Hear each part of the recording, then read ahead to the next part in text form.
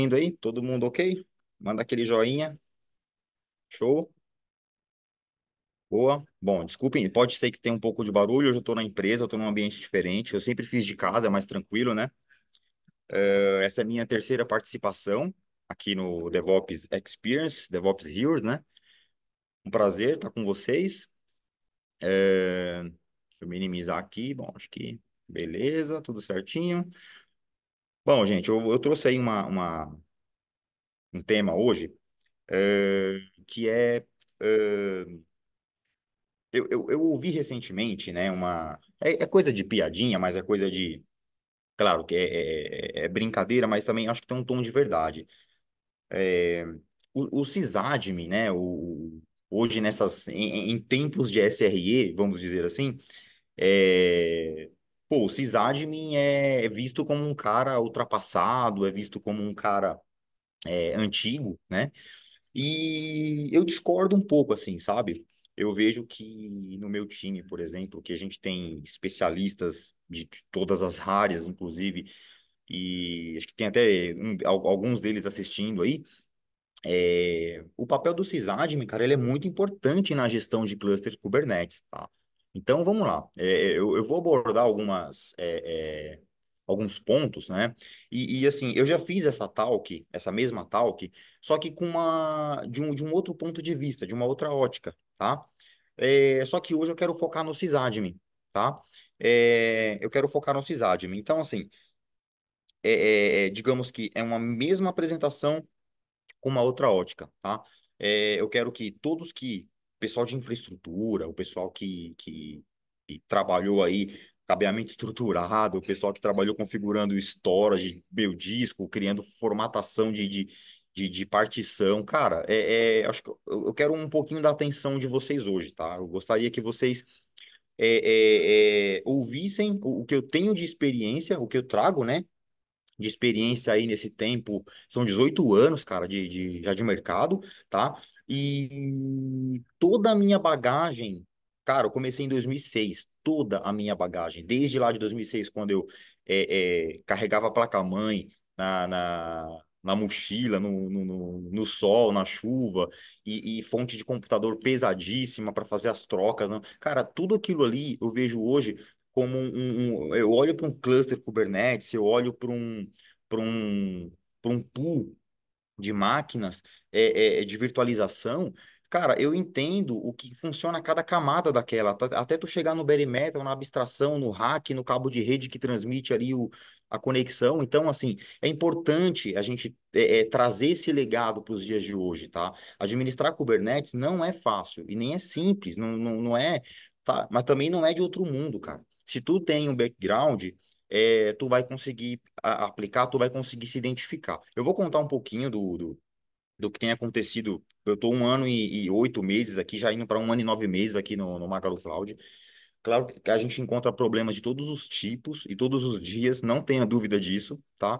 E eu comecei a prestar atenção quando eu saía, muitas vezes, em meio aos troubleshoots, eu saía de cenários de Kubernetes e entrava em cenários de troubleshooting, aquele troubleshooting convencional, tá? Aquele troubleshooting que o sysadmin faz, aquele troubleshooting que o sysadmin tem que entrar dentro cara, atualização de kernel, recuperação de volume quebrado, e aí é fácil tu criar um manifesto e tu aplicar um PVC, mas eu quero ver tu recuperar um PVC quebrado. Então, assim, a conversa muda um pouquinho, tá? Então, vamos dar importância ao sysadmin hoje, tá bom?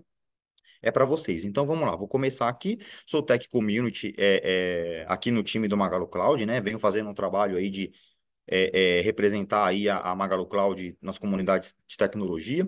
Sou um Site Reliability Engineer aqui no time, né? Sou um SRE, tá? No time de plataforma. E vou contar um pouquinho para vocês aí. Bom, quem é o Erivaldo, né? O Erivaldo é um cara. É difícil falar de mim, cara. Putz, eu sempre travo nessas horas. Não dá. Tá aí meu QR Code, gente, do LinkedIn. Eu prefiro que vocês me conheçam lá. O meu trabalho está todo lá. Eu não tenho outras redes sociais, eu não uso. Quem é um pouco mais íntimo assim, eu acabo conhecendo. A gente troca ideia ali no Instagram, vira ali um parceiro do dia a dia de bate-papo, tem vários colegas aí, mas o meu trabalho está no LinkedIn, tá bom? Então não adianta me procurar muito em outras redes que não vai encontrar nada. Tem meu site também, o erivaldolopes.io, que eu posto aí os eventos, os artigos, algumas informações, tá? Inclusive as agendas e tal. Vamos lá, gente. É, vamos lá, o spoiler, né? Não era para ser spoiler, mas foi. Então vamos lá. Primeiro eu quero começar com vocês o seguinte: não use Kubernetes e por quê? Cara, é uma tecnologia, né? É uma tecnologia complexa, tá? É uma tecnologia que resolve problemas, perfeito? Mas é uma tecnologia que ela pode ser muita areia para o caminhãozinho, para muitos caminhõezinhos, tá bom? Então, a gente tem que aplicar Kubernetes onde há demanda de Kubernetes, perfeito? Eh, Se a gente não tiver conhecimento para lidar com isso, cara, pô, é fácil tu pegar um artigo, e aí tem N artigos, eu mesmo já escrevi artigos sobre isso, tu pode subir um cluster, né? Configurar ele lindo e maravilhoso, mas, cara, criar é fácil, tá bom? A primeira configuração inicial é fácil. O problema é se acontecer as anomalias. Se tu tiver problemas como rede, problemas como storage, problemas porque um nó, algum componente do Kubernetes deixou de funcionar ou se comunicar, tá? Se quebrar um etcd, eu vou falar um pouco de etcd mais para frente aqui na apresentação mesmo. Então, e aí, como é que a gente lida com isso, né? É um pouco difícil, é um pouco complexo, requer sim conhecimento, mas principalmente, vamos lá, requer conhecimento de sysadmin, perfeito? Não é só Kubernetes, gente. Eu vejo muita gente hoje preocupado com estudar Kubernetes, preocupado em entender o Kubernetes, só que a gente precisa pegar aquela bagagem lá atrás, a gente precisa entender, né? Esse histórico de sysadmin que a gente traz. Perfeito, gente? Não adianta tu estudar o Kubernetes todo e querer fazer a certificação. Cara, não é só isso, tá? Eu sou prova viva, porque eu já tentei tirar a certificação e até tomei um, um drop, né? Eu tô 44% de acerto, o aceitável era 66, mas eu comi bola, não tem problema. Mas o que que isso fez eu entender? Que não é só estudar, que não é só você chegar e querer conhecer o Kubernetes. Cara, é um pouco mais além, tem conceito de rede, tem conceito de segurança, tem conceito de computação, tá? Então, a gente precisa voltar umas casinhas para a gente falar, opa, peraí, eu entendo. Esses pontos, eles são cruciais porque todos esses pontos, esses elementos, eles se encontram dentro do Kubernetes, tá? Cara, é uma combinação de vários serviços, né? Que se encontram e formam um cluster. Um cluster é nada mais que um conjunto de máquinas, perfeito? De serviços que se unem e formam um cluster. Então, isso é Kubernetes, perfeito? Então, é, Kubernetes é uma ferramenta de automação, né? Uma ferramenta que ela é feita para ser escalável, né? Quando a gente fala muito de escalabilidade, a gente traz isso, né? Kubernetes, escalabilidade, Kubernetes, automação. Então, resolve muitos problemas, né? Resolve muitos problemas. O Kubernetes, mantido aí, né, pela CNCF, é um projeto que nasceu lá com a Google, né, em meados de 13, 14 ali, né, e 14, e o projeto, ele, inclusive, naquela época, hoje a gente fala muito de container, tá? Mas naquela época, o Kubernetes, ele fazia aprovisionamento em bare metal, tá? Então, o pod que a gente enxerga hoje, ele era um bare metal, ele era um servidor físico, olha isso. Então, olha a complexidade como era maior. E logo, em questão de meses, né, reformularam o projeto e ele passou a criar VM. Então, assim, começou com Bare Metal, ele logo depois ele começou a virar VM, ou seja, o pod que a gente vê hoje, o pod era uma VM, perfeito? E essa VM, então, tinha todo o papel do pod ali, ou seja, escalava e etc., mas ainda assim era complexo, até que veio o pod. O pod que armazena aí os containers, né, seja um ou mais, dependendo da arquitetura, de como você quer isolar ou compartilhar os recursos. Perfeito? Então ele foi, a Google abriu mão do projeto, né?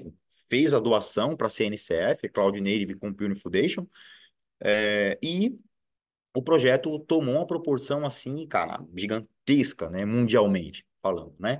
Então, é um projeto open source, um projeto que tem é o projeto que mais tem contribuição no mundo, né?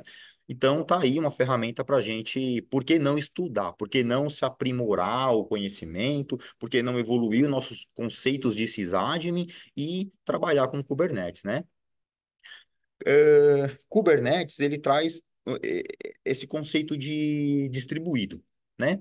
Então, assim, a gente ouve muito falar na aplicação distribuída. Aplicação distribuída, aquilo que você divide, você separa e integra, né? A, as aplicações. Acho que um bom exemplo disso, acho que a maioria dos exemplos é tu pegar uma API, um banco de dados e um front-end, por exemplo, e colocar para rodar, né? E isso é uma aplicação distribuída porque ela está ali trabalhando em conjunto, em paralelo, né? E ela não está sobrecarregando o mesmo recurso. Isso é legal. Então, cada um trabalha na medida e escala na medida que é necessário. Então, imagina tu ter uma aplicação onde o banco de dados tem pouco consumo, a API tem um consumo médio ali, mas tu tem de repente, uma necessidade maior no front-end, porque ele processa mais, né? A aplicação trabalha com cache, então o front-end acaba processando mais. Só um exemplo, tá? O front-end vai ser escalável.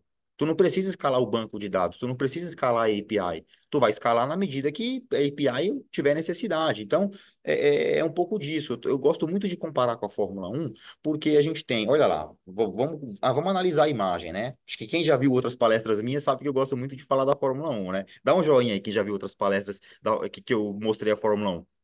Então, o que acontece se um mecânico, tivesse que trocar os quatro pneus do carro, né?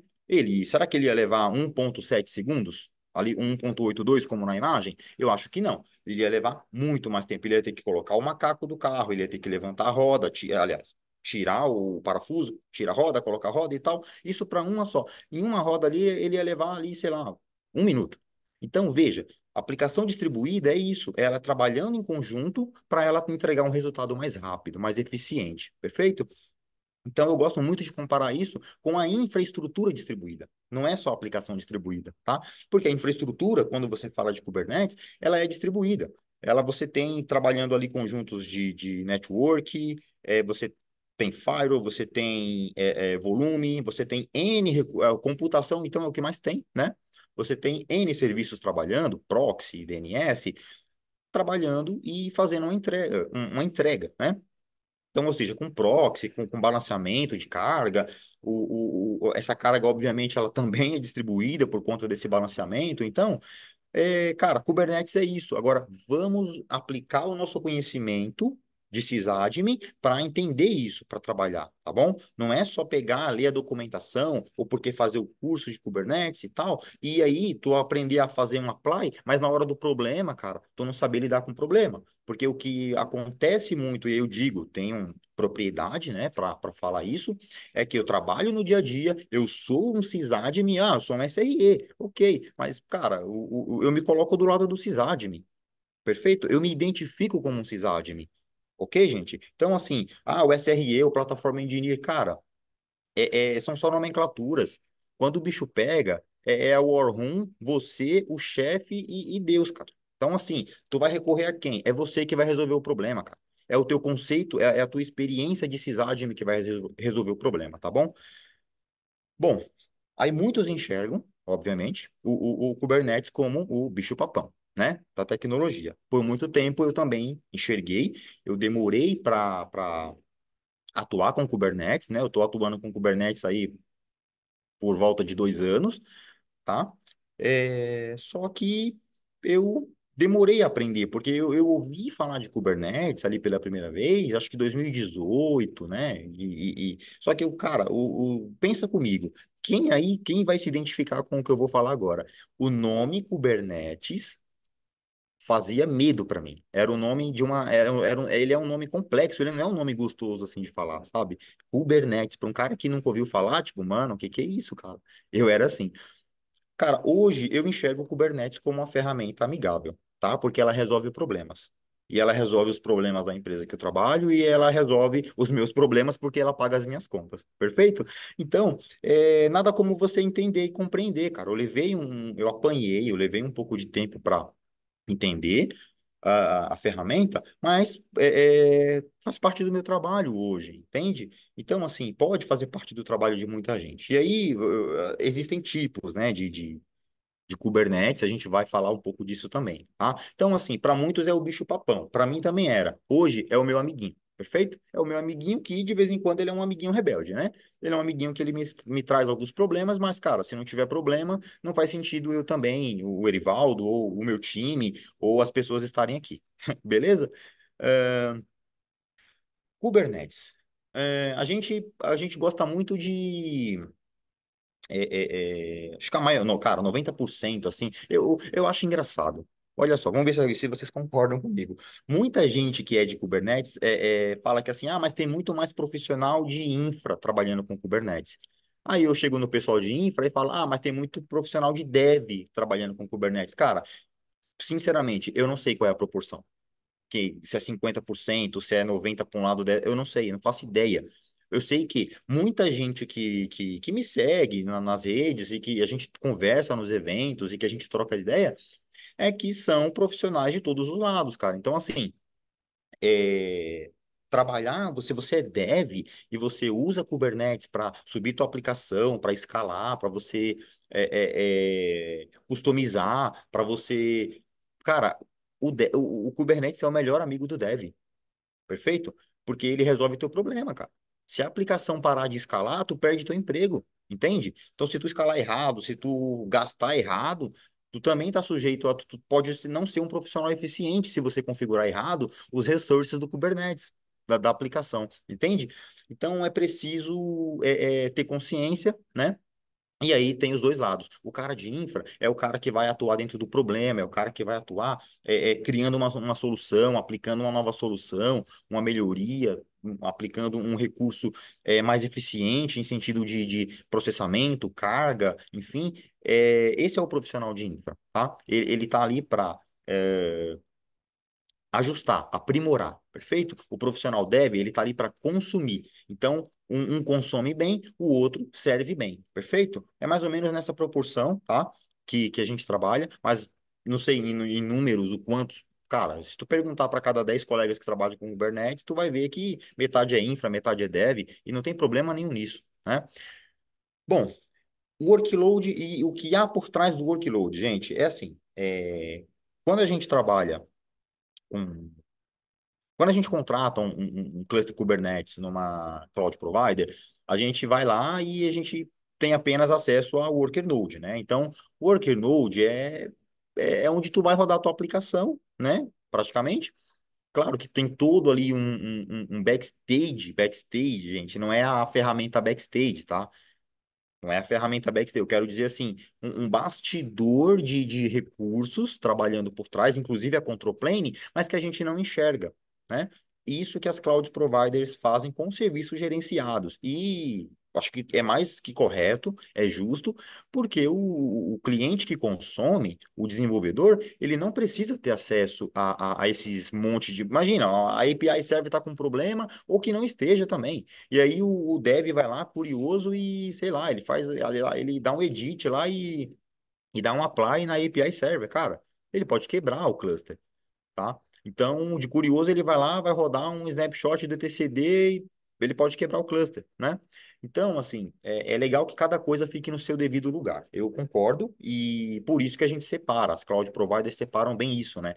Acho que ela entrega para o dev e para as empresas que contratam serviços aquilo que é de workload, e quando a gente fala workload, são as cargas de trabalho, né? Aquilo onde você vai rodar a aplicação, que é o acesso ao Node, e deixa a control plane para gerenciar para quem está por trás ali do bastidor, né?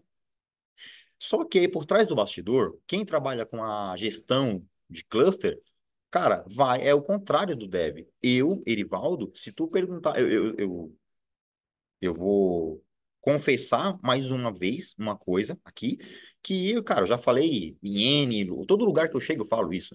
O Erivaldo não é um especialista de Kubernetes no contexto de dev.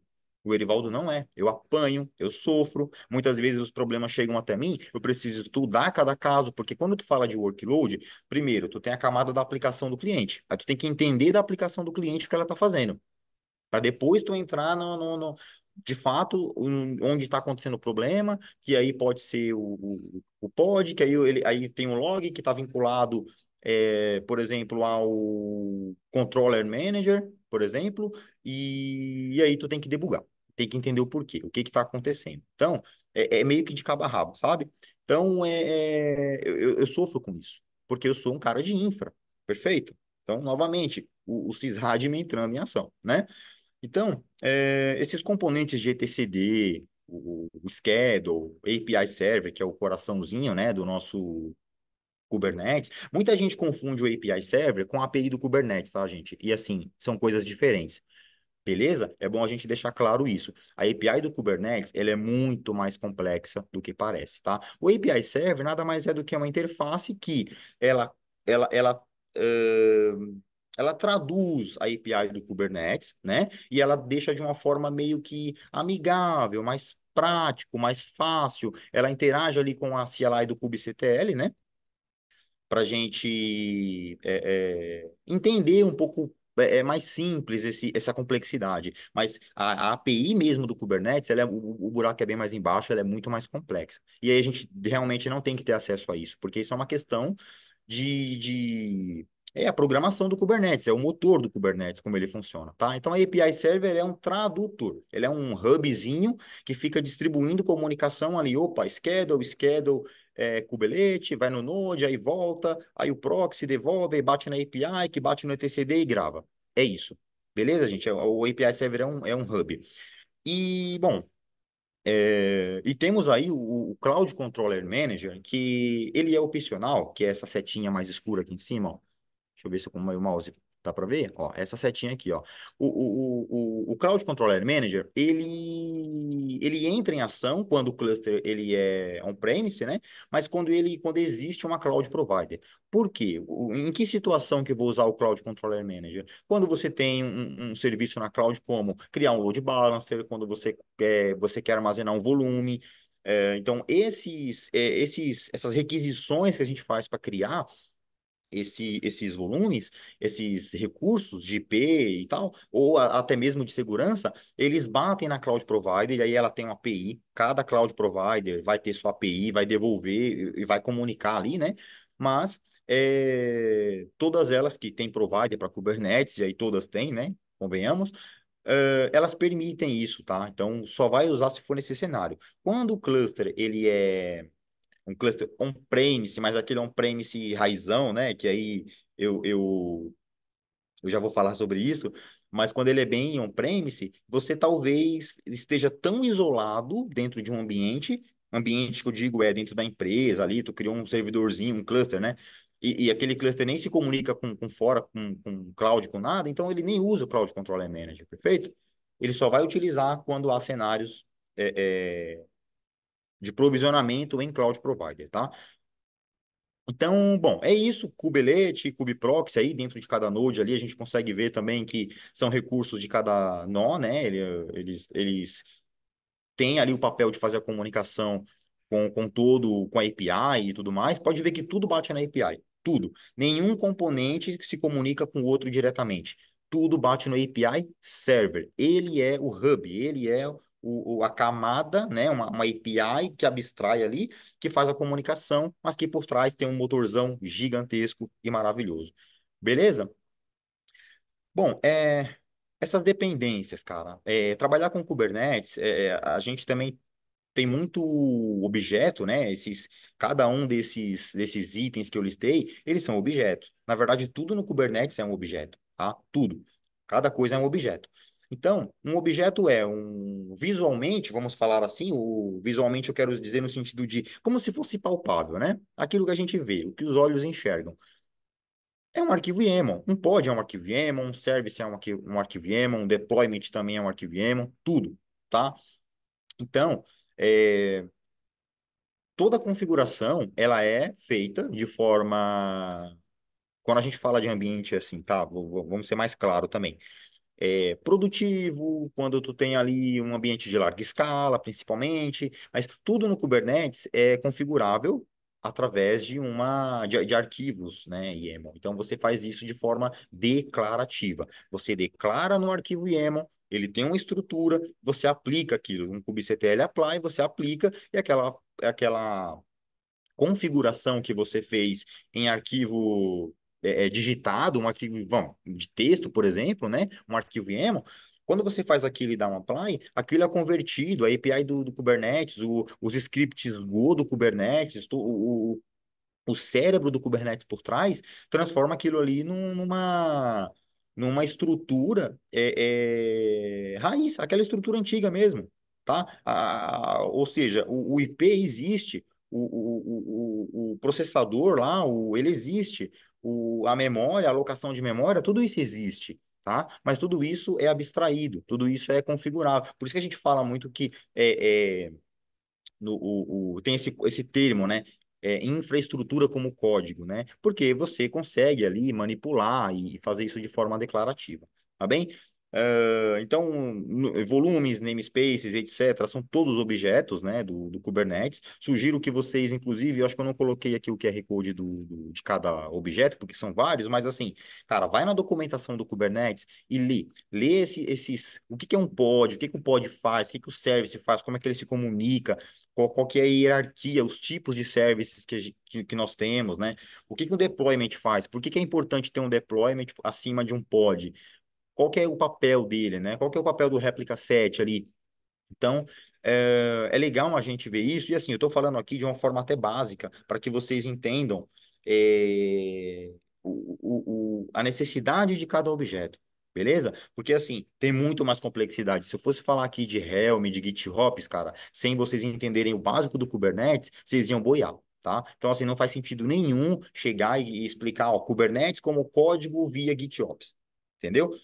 A gente vai falar disso no futuro. Eu vou preparar um material legal para vocês entenderem, mas eu quero que vocês entendam, quando eu compartilho essas informações, para que a gente crie uma curiosidade, para que a gente desperte uma curiosidade, para que a gente caia no entendimento de o que que é o básico, o que que é o Kubernetes, o que que é o conceito, para a gente evoluir, né?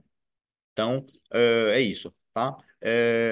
Container Network Interface ali embaixo também, ó. As CNIs, elas são importantes também, porque quando você provisiona um cluster, e daí todo cluster vai ter, né? O Ibnet, Cilium, por exemplo, tu pode ter Calico aí, que era muito usado, né? Você tem que escolher qual utilizar e aplicar configurações corretamente, fazer toda a integração. A CNI do Kubernetes, claro que você trabalha com três camadas de rede ali, né? Tu tem a comunicação entre pod, tu tem a comunicação entre services, né? E depois tu tem uma comunicação ainda que é através de load balance, que aí é externo, tal, né? Mas que faz toda a comunicação, que é importante ali a configuração do CNI, tá? Tudo isso faz parte. Autoscaler também, vou falar um pouco mais à frente aqui, não vou entrar agora no detalhe para explicar na próxima, tá? Então, são as dependências, beleza? Lembrando que eu estou falando aqui de arquivos declarativos, mas que kubectl nada mais é do que uma CLI, ou seja, uma Command Line Interface, e que você pode fazer tudo isso de forma imperativa. Simplesmente passa o comando, pão, aplica, vai. Só que, cara, o que tu aplica no imperativo tu vai lembrar? Tu não vai lembrar. Então, assim, boas práticas. Usar declarativo sempre, beleza? Declarativo é o arquivo, o manifesto, e esse arquivo está junto da tua aplicação, mas no contexto de infraestrutura, quem cuida desses declarativos é você, tá? É o sysadmin, é o SRE, é o DevOps, né? O DevOps Engineer, né? Para não falar que DevOps é um cargo, uma pessoa, o engenheiro de DevOps, tá bom? Bom, o Autoscaler tem suas funções importantes, tá? Acho que quando a gente fala de Autoscaler, a gente fala muito de aplicação, né? É mais comum a gente associar uma aplicação que está sendo escalada porque tem muito acesso nela ali, né? Então, é, Temos três tipos de escalabilidade dentro do Kubernetes, tá? Vamos falar da primeira, o VPA, o Vertical Pod Autoscaler, né? O que que é o Vertical Pod Autoscaler? É uma escala que você cresce o tamanho do pod. Eu acho que a maioria, muitos sabem, mas também eu tenho certeza absoluta que tem gente que não sabe, porque eu já peguei problemas de consumo e aí, tipo, já peguei cluster com 19 teras de consumo reservado de que não estavam sendo consumidos em tempo real. Ou seja, a configuração do Vertical Pod Autoscaler estava incorreta, tá? Quando você usa resources request e limit, cara, o request deve ser ajustado o mais próximo possível do consumo real. Como é que você vê o consumo real? kubectl get, HPA, por exemplo. E aí tu vê ali tu vê os pods, né? Tu vê os pods funcionando e aí tu pega ali o consumo de cada pod da aplicação que está rodando e aí tu consegue fazer um ajuste disso, tá? Então, tanto do Node também, enfim, mas vamos focar aqui na aplicação, tu consegue ajustar.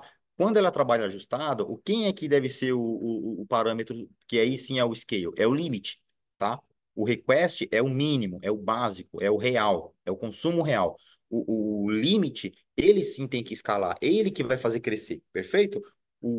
E aí eu já peguei, cara, requests gigantescos, tipo, o pod precisava de, um CPU tinha 10 CPUs, tá? Aí o pod precisava de 2 gigas de memória, tinha, sei lá, 8 gigas de memória sobrando. Cara, para um pod,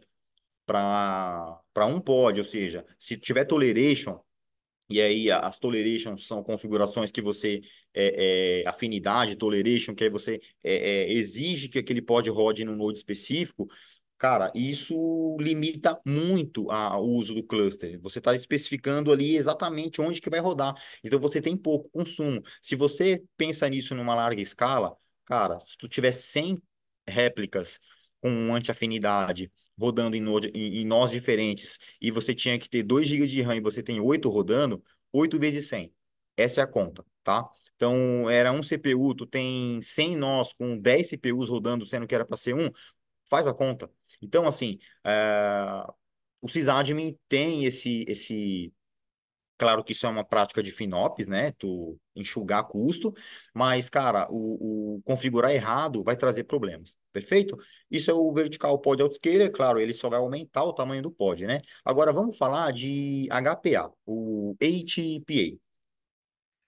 O HPA, ele replica o pod, né? Ele cria uma réplica a mais. E essa réplica a mais, de novo, quando a gente fala de anti-afinidade, quando a gente fala de toleration, a gente limita o escopo, né, dentro do cluster. Então, vai crescer até onde, né? Até onde que eu vou escalar. E aí, ele vai criando novos pods, até que ele consiga criar o último. E esse último, esse pending, ele fica no status de pending porque ele falou, opa, peraí, eu já topei aqui o meu, a minha capacidade de recurso, né? Topou por quê? Volta lá no VPA. Volta lá no Vertical Pod Autoscaler. Será que o Vertical Pod Autoscaler está configurado corretamente para usar os recursos mínimos ali de request? Se tiver ok, beleza. Quer dizer que o meu HPA, ele topou dentro de uma realidade. Ele topou e eu realmente não tenho mais recursos. O que que vai acontecer? Aí entra o Cluster Autoscaler, que é esse quadradinho maior aí à direita. O Cluster Autoscaler, ele tem o papel, e aí é onde entra o papel do administrador do Kubernetes, né?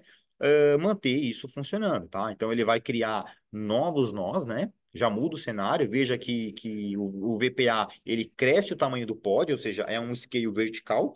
O HPA ele só aumenta uma réplica de pod, enquanto o Cluster Autoscaler ele cria um novo nó, ele aumenta um novo nó, tá? Então, esse novo nó, obviamente, vai fazer com que o cluster é, permita, né, mais carga de trabalho, rodar mais workload. Quando eu crio lá, se o meu autoscaler está configurado enfim, tem limite também, tá? Isso é configurável, mas enfim. Aí tem que entender cada cenário, custo, realidade, né? tamanho da ação a ação que eu quero dizer é uma Black Friday que você tá implementando ali, está se preparando, então tudo isso está de acordo ali, tem que ser configurado. Então, quando você configura nós, e você está dentro de uma cloud, você está chamando custo, né? Você tem que ter um cenário real ali de custo, de consumo, para não virar uma bagunça, né? Ter um custo excessivo, tá?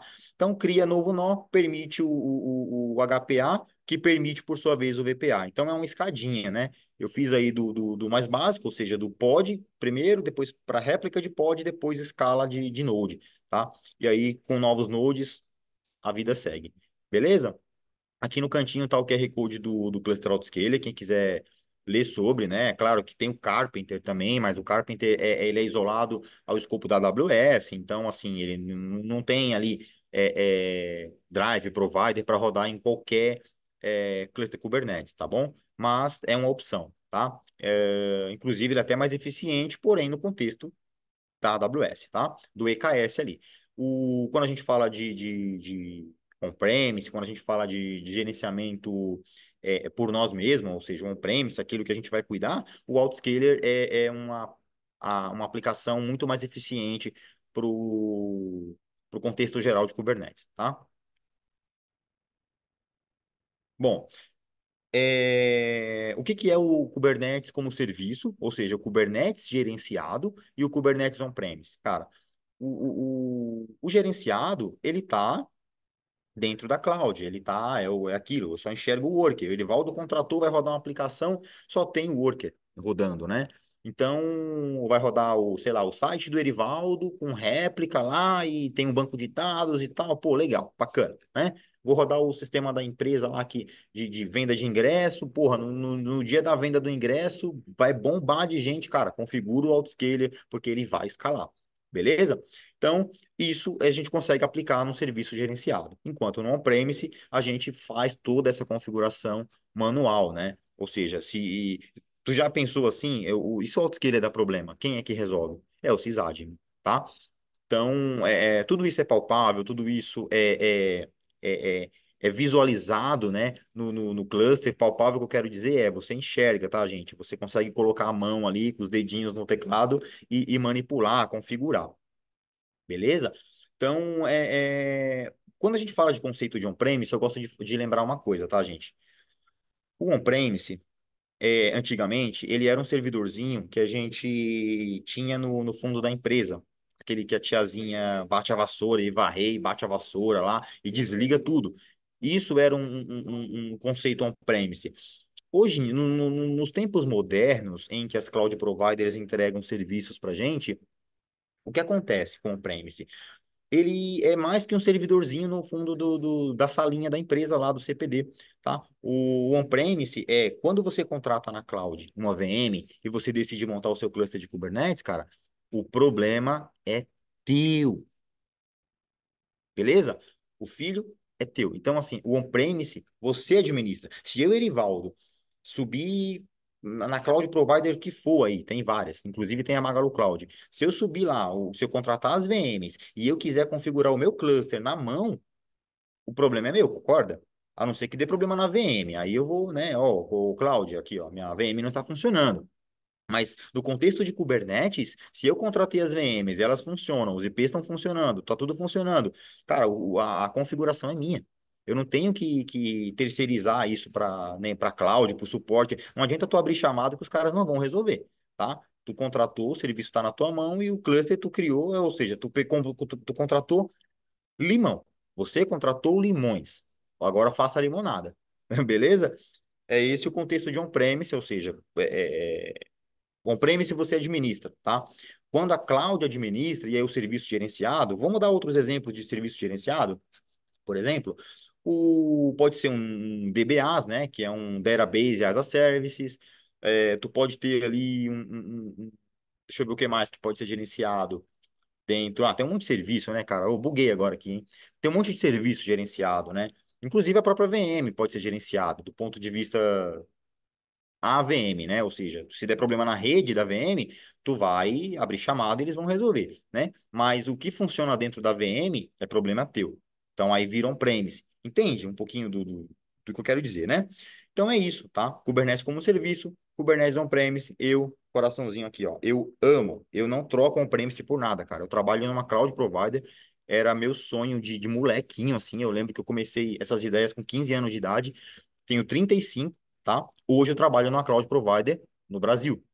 Uma cloud provider que está nascendo aí, é um dos maiores projetos aí do Brasil, a galera super empolgada, e eu faço parte porque eu peguei todo o meu histórico de sysadmin lá, cara, e estou aplicando, tá? Então é isso.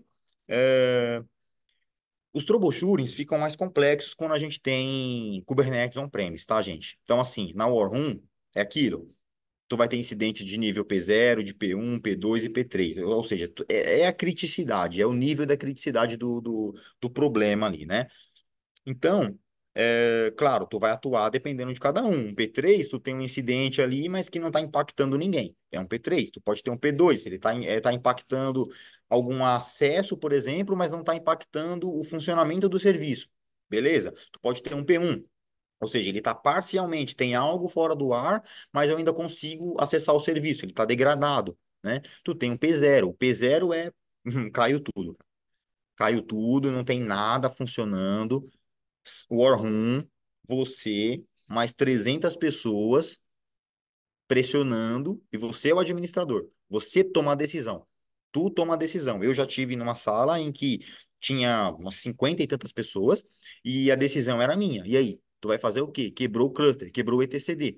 Tinha que recuperar etcd, tinha que entender o porquê e tudo mais. Cara, foi um troubleshooting de assim, 6 horas naquele dia, consegui restaurar o cluster, depois eu fui entender o problema, aí depois eu fui aplicar uma solução do problema, e depois eu fui criar um relatório de 16 ou era 17 páginas, uma coisa assim, acho que 16 páginas, tá? Para explicar tudo o que aconteceu. Então, olha a complexidade. Não é, cara, na loucura assim, não. Tipo, tá, aplicou lá, resolveu. Tu tem que prestar contas também do que aconteceu. Tu tem que entender o incidente, o troubleshooting. Então, assim, é muita responsabilidade, tá? Mas é uma responsabilidade muito legal, porque tu aprende, tu cresce e tu se desafia. É isso. Então tem que ser sysadmin. Para trabalhar com Kubernetes tem que ser sysadmin. Quem não for sysadmin, cara, aí vai trabalhar com código, vai trabalhar com uma outra parada, porque assim, Kubernetes tem que ser sysadmin acima de tudo, tá? Backup e disaster recover é muito importante nesse cenário, né? Eu tô acabando aqui já. Se não tiver uma estratégia de disaster recover, cara, parou. Para tudo. Não tem como trabalhar com Kubernetes sem disaster recovery. Eu, Erivaldo, cara, eu tenho 18 anos de experiência de mercado. Vocês acreditam? Acredito, vou com, ó, ninguém pode ouvir, deixa eu olhar pro lado aqui. Cara, eu apaguei um service outro dia aí, cara. Eu apaguei, tipo, acabou, matei o service. Tu acredita? Eu deletei. Era para dar um edit, eu não lembro se era um edit, alguma coisa assim, eu, puta, dei delete. Falei, caramba, onde é que está o serviço? O que que eu faço agora? O que que eu fiz? Eu tenho ferramentas que me ajudam, tá? Então, veleiro e etcd, vou explicar a funcionalidade de cada um. Quando eu apaguei o objeto lá, o service, o que que eu fiz? Eu, caramba, cara, e agora? Tipo, porque a gente pensa, né, cara? A gente é ser humano. Vamos lá, por onde eu vou começar? O que que eu faço para restaurar? Bom, eu tenho veleiro, eu tenho backup. Fui lá no último backup, né? Fiz lá etcd, desculpa, tem a CLI do veleiro, obviamente, cara. Olha o veleiro aí, vai no QR Code, gente. Abre na janelinha do lado aí, abre no celular, depois tu lê, tá? O veleiro, ele permite que você salve os objetos do Kubernetes. E aí tudo é um objeto, tá? Dentro do etcd, o objeto, ele é um arquivo JSON. Só que quando a gente enxerga ele no dia a dia, na prática ali, ele é um arquivo YAML, né? Claro, dá para tu trabalhar com JSON também. Isso é só questão, né? Pô, o nome backup ali tá escrito errado. Eu fui editar e fiz alguma coisa, mas tudo bem. Agora que eu percebi. Segue, ninguém viu. Então, o veleiro me permitiu ir lá no namespace, ou seja, eu dei um veleiro, backup, restore, passei o namespace que eu queria, ele restaurou o arquivo para mim. Cara, acho que 2, 3 minutos eu fiz isso, entende? Eu levei mais tempo para acessar o veleiro, digitar ali o que eu queria, que era o namespace, do que quando eu dei o enter que eu apliquei, cara, ele restaurou o objeto assim, tipo, acho que em 5 segundos. Cara, é muito rápido, tá? porque era só um objeto, obviamente, tá? Veleiro, ele só restaura arquivos que foram removidos. Então, se tu quer usar o veleiro para restaurar um arquivo que tu alterou, não vai funcionar. Tu deleta ele e aí ele volta e deleta que ele volta restaurado, tá? Do backup que tu quiser lá. Tu vai ter a listinha lá de quantos backups foram feitos, tu pega o último, se for o caso, ou escolhe um e restaura esse arquivo, tá? Isso é veleiro. Backup parcial. Pode ser completo? Pode, mas é legal fazer parcial, né? Porque quando é completo, aí cai para o etcd. O etcd, aí tu já usa um conceito mais de snapshot ali, tu tá fazendo realmente uma restauração de desastre. Quebrou o cluster, vou restaurar tudo, é etcd. Beleza, gente? Aí o etcd tem lá também cada distribuição do Kubernetes, RKE2, kubeadm, vai ter os seus parâmetros, né? A sua forma de restaurar, mas é bem simples, tá? Tu restaura um primeiro, depois tu faz lá o join para os demais, cara, é muito simples restaurar um etcd.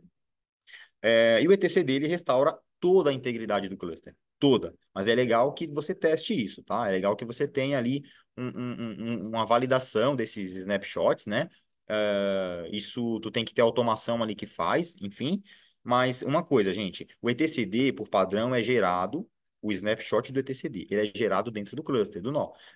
Gerem isso fora do nó, beleza? Cria ali uma automação, eu criei isso, cria uma automação que manda isso para fora, para um bucket, em outro lugar, que é muito mais seguro, tá bom? Isso é etcd, é snapshot. São as duas formas aí de restaurar. E, cara, vou falar para vocês, se não fosse veleiro e etcd na minha vida, eu acho que já tinha rolado umas 10 demissões, tá? Porque não só porque a gente às vezes faz uma coisa errada, aplica uma configuração, mas porque tem hora que quebra mesmo, e aí tu tem que usar uma estratégia. Veleiro, parcial, etcd, tu vai fazer um full restore ali, o que que tu vai aplicar? O legal é você ter as duas opções, tá bom? Ferramentas de infraestrutura como código, OpenTofu para fazer provisionamento, Cluster API, Helm ali para tu padronizar, cara, são ferramentas que ajudam muito em larga escala, tá bom? Cara, criar um cluster na mão e simplesmente você não ter informação declarativa nenhuma dele, isso é perigoso, tá? Do OpenTofu, assim, o OpenTofu, ou vamos falar do Terraform também, né? É o que eu menos gosto, para ser sincero. Porque dependendo do que tu aplica, do que tu faz, tu não tem ali, tu pode quebrar o estado dele, tá? Mas Cluster API eu já acho muito mais confiável, 100%, tá? Realmente, então, é um complemento aí do Cluster API para tu padronizar configuração em larga escala. Eu acho isso sensacional. Façam isso e vocês vão ter sucesso aí com o cluster em larga escala. Beleza? Bom, tem esses dois artigos aí para quem quiser. Eu já encerrei, Som, então som. criando cluster Kubernetes em alta disponibilidade. Esse é um artigo fantástico para vocês entenderem o que é o cluster Kubernetes. Cara, dá uma lida, tá bom? Faz isso. Tem ali também Cluster API, o gerenciamento de Cluster API, né? Aplica lá, lê lá. Cara, cada um deve ter 12 minutos de leitura. Façam isso. Leiam, façam isso, porque é muito importante entender, né? Como que o motorzinho funciona, tá, gente? O que é isso aqui? Façam isso para entender como que esse motorzinho funciona. Bom, é isso. Thank you so much, everybody. Meu LinkedIn aí, vão lá, acessem. Manda mensagem, bora trocar ideia, bora bater papo. Quiser marcar um meeting comigo aí, ó, fazer one-on-one, tamo aí, tá bom, gente? Valeu mesmo, valeu mesmo.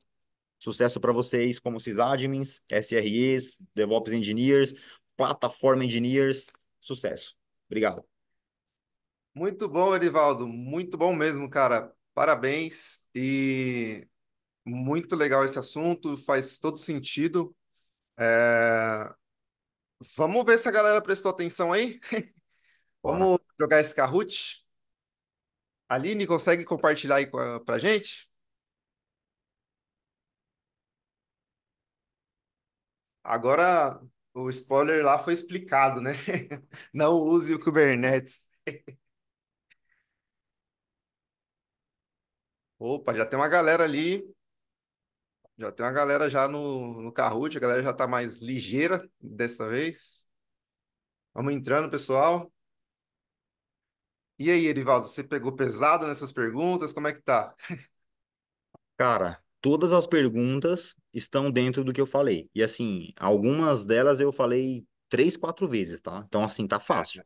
Tá Tá fácil para fácil. Mas quem prestou assim, atenção, né? prestou atenção. É, se prestou atenção, tá fácil, tá? Se não prestou, aí, ó, gente, vai ter que ver de novo aí. Mas aí, só depois quando tiver online lá. É. O Erivaldo comentou comigo aqui que é mais ou menos nível de CKA, Boa, isso aí. certificação do Kubernetes aqui, ó, pessoal. Opa, 55 pessoas.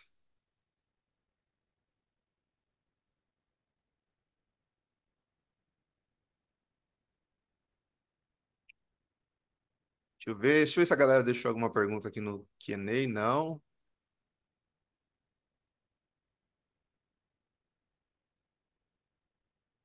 O link tá no chat aí, pessoal.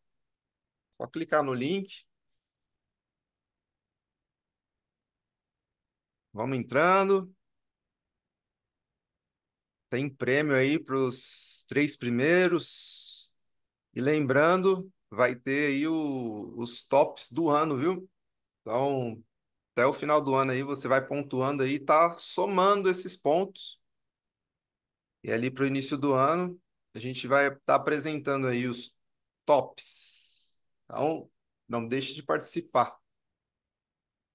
Tem uma, tem uma pergunta aqui, Erivaldo, no Sim. Q&A.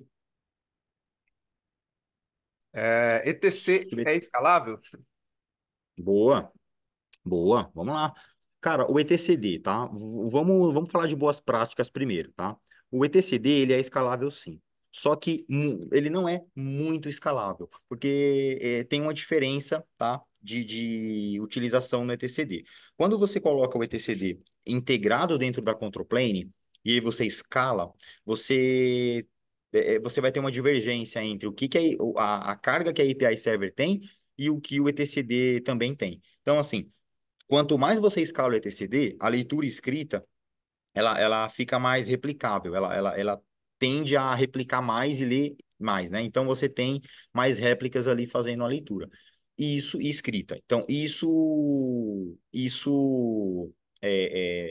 traz uma lentidão, uma perda de desempenho para o etcd. Então, qual que é a boa prática? Você usar nós de etcd separado, e é isso que eu aplico aqui, tá? Então, o etcd separado, você replica ele por uma quantidade ali, 3, 5 nós, dependendo do cluster, que é o ideal.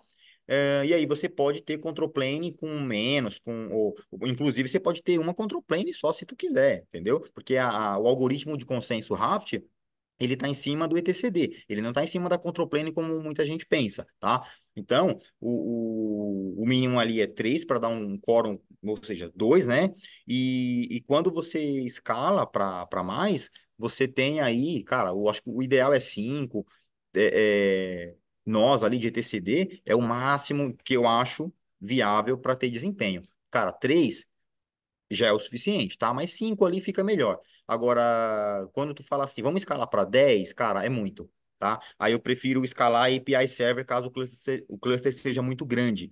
Tu escala a control plane com a API Server, deixa o etcd separadinho lá, mas ele é escalável sim, tá bom? É escalável sim, yes. Boa, boa.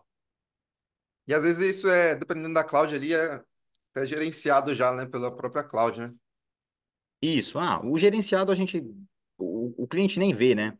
Nem Isso que é vê. legal, nem vê. Tem os Agora, o workflows on-premise ali o cara aí. tem que tomar decisão, tem que pensar um pouquinho. Exato, exato. É por isso que o sysadmin tem que ser respeitado. Porra, Tem uma outra pergunta aqui que foi no chat, ó. tá. O Hugo Costa perguntou se o veleiro também trabalha com o OpenShift. Sabe dizer? Vê, cara, eu tava outro dia, mas eu acho que trabalha, porque é o seguinte, o OpenShift, outro dia eu acessei, né, a plataforma deles. Eu até, inclusive, até fiz outro dia eu fiz participei, né, de um workshop na Red Hat lá com o pessoal, o Gabriel, o abração todo mundo lá, Martinelli, o rei dos eventos é o Martinelli. Cara, eu atuei no OpenShift e, cara, tem uma gama de aplicações muito grande, muitas, né? Então, assim, cara, tu tem lá. Eu não sei se a galera já acessou o Rancher, e tem lá uma store com várias aplicações. O OpenShift é a mesma coisa. E, cara, eu tenho certeza que tu pode implementar, porque o veleiro é uma coisa que tu vai implementar a nível de workload, tá? Tu pode fazer aplicação, backup da tua aplicação.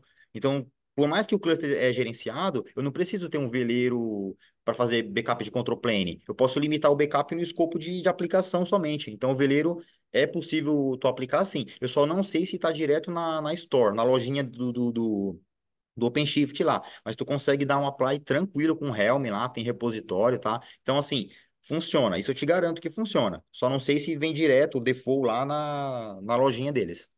Sim, pode crer. Eu tava dando uma olhada, ele tem a imagem lá, Docker dele também, né? Você pode subir lá no cluster, talvez tenha que ter privilégio, enfim. Mas deve ter o Helm, Sim, sim. Perfeito. sim. Boa. Ah, galera, vamos entrando nesse outro link aqui. Parece que o link anterior estava com o ID do jogo antigo. Então, pode ser que tenha caído aí. Aí vocês podem entrar nesse outro link que a Aline mandou aqui. Vamos lá. Perfeito. Ó, o Everton até mandou aqui o link, ó, do veleiro com OpenShift. OpenShift, né? Tem um plugin. Perfeito, é isso. É É isso. Eu, isso. eu imaginava que sim, porque é muito rica a loja do OpenShift, cara, para plugin. Sim, Tem muita coisa. perfeito. Inclusive tá no, na organização principal aqui do GitHub deles, na Boa, oficial, né? boa. Mas salva a vida mesmo esse cara, hein? Quem nunca, né? E, Quem nunca já deletou? deletei. Quem nunca? Quem nunca? E assim, às vezes não é só a gente, não, cara. Outro dia me chamaram assim, lógico, fizeram lá, deletaram os objetos, né? Fizeram modificações, na verdade. Era um upgrade e tal, e fizeram algumas modificações. E aí a galera se perdeu tanto, e aí, lógico, aí me pediram ajuda. Falei, mano, vamos lá, como é que tá isso aqui? E aí, no meio do caminho, eu falei, cara, assim, não tá batendo. As coisas não estão. A gente tá recuperando, tá recriando, não tá batendo. Vamos fazer o seguinte: bora restaurar o backup e ver o que que dá? Quando restaurou o backup, voltou na hora. Na hora, assim, subiu na hora. Ou É, seja, não tinha mais coisas ali. Falei, vamos deletar tudo, inclusive o namespace. Recriou, pronto, resolveu. Então, assim, o snapshot do etcd não falha, eu garanto, porque já assim, N problemas que aconteceram e a gente conseguiu restaurar. maravilha. Muito bom. Bom, acho que a gente pode ir lá, né? Aline, pode mandar brasa. Vamos lá, pessoal. Vamos ver aí como vai ser dessa vez. Vamos ver se a galera prestou atenção. Qual opção faz parte do contexto de disaster recovery? Opa, bora lá, galera.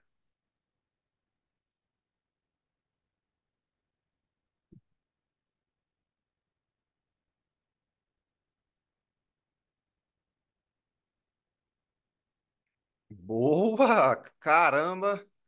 Rapaz, 57 pessoas, certinho. Muito bom. Bem explicado e a galera prestou bem atenção. Bora para a próxima. Opa, voador gracejo no topo. Vamos ver, isso aí costuma mudar, hein? Mas vamos ver. Ferramentas para automação de provisionamento de Kubernetes. Bora lá.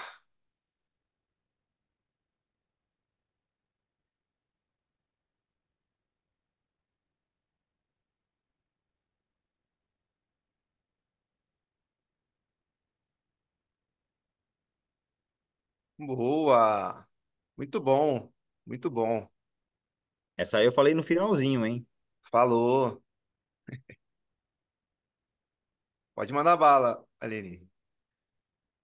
Majestoso leão marinho. Mudou Boa. bastante aí, hein? Lembra, ó, não é uma ferramenta eficiente para a gestão de Kubernetes em larga escala. Não é, hein, pessoal? Ó a pegadinha, cuidado.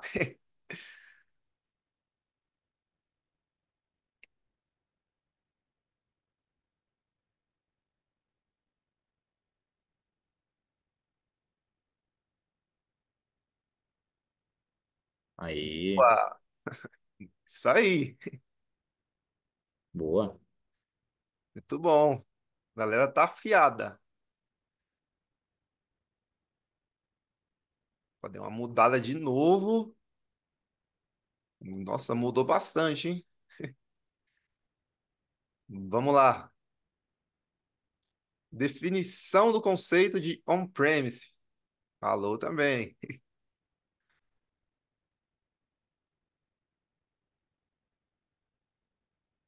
E aí?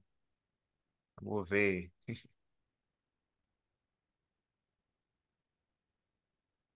Gerenciado pelo cliente. É Boa. isso. Muito bom. Uhum. Perfeito.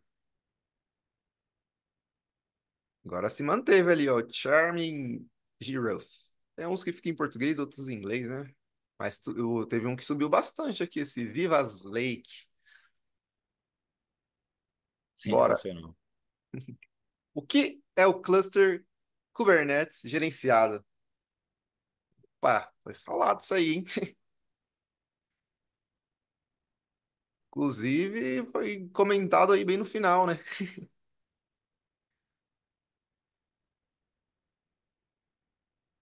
Essa é a última, hein? Decisiva. Boa! A galera foi afiada demais, aí dependeu mais do tempo de resposta. Vamos ver aí. Era tempo. Eu fiz uma pegadinha dessa vez, cara, que eu me preocupei com algumas respostas mais longas, para que o Hum, pessoal pensasse assim e desse sabe, não sim, ficasse assim na. para não sair Pe- clicando, né? Vamos ver quem pensa. Então, fazer o cara ler e pensar ali é legal. Eu fiz essa brincadeira dessa vez, cara. Muito bom, foi muito bom, cara. Foi muito bom. Grady Wombat, em primeiro lugar. Se apresentem aí, galera. Dá o toque aqui no chat. Segundo lugar, o Charming Giraffe ali estava em primeiro, depois mudou ali no final, né? Opa, finalmente top um ali, ó, Lucas. Parabéns, cara. Muito bom. Galera que ganhou, dá um toque na linha aí. Tem prêmio para vocês. Galera que chegou no pódio aí, primeiro, segundo, terceiro lugar. Parabéns. A gente viu agora então que vocês prestaram atenção mesmo na palestra. O restante da galera também teve bastante acerto, muito legal. E, putz, Erivaldo, muito bom, cara. Parabéns aí pela palestra, curti bastante. Boa. Cara, Valeu. obrigado aí pela oportunidade mais uma vez, né? A gente até estourou o tempo aí, mas, cara, a ideia é inspirar a galera, tá? Eu não, assim, não quis fazer algo muito técnico, porque eu pensei, assim, eu ouvi isso na semana passada. Acho que, assim, a gente precisa valorizar o Sysadmin. Essa galera Sysadmin tem que se inspirar e se É, fortalecer, porque a gente tem espaço no mercado de trabalho aí. E, cara, vão para cima, estudem, que vocês são feras. Valeu, boa, gente. bora, Obrigado. galera. Bora, Cidade. Valeu, Erivaldo. Galera, agora almoço, porém com música. O nosso DJ Aê! Xelão já tá aí do nosso lado. Depois do almoço, a Aline retoma aqui com vocês. Temos outras palestras muito boas também, não percam. E, putz, deixa aí o Zoom aberto, vai almoçar, deixa uma música tocando, pô. Já vai almoçar depois ou vai almoçar em outro horário? Deixa aí enquanto você estiver trabalhando, escutar uma musiquinha do DJ Xelão.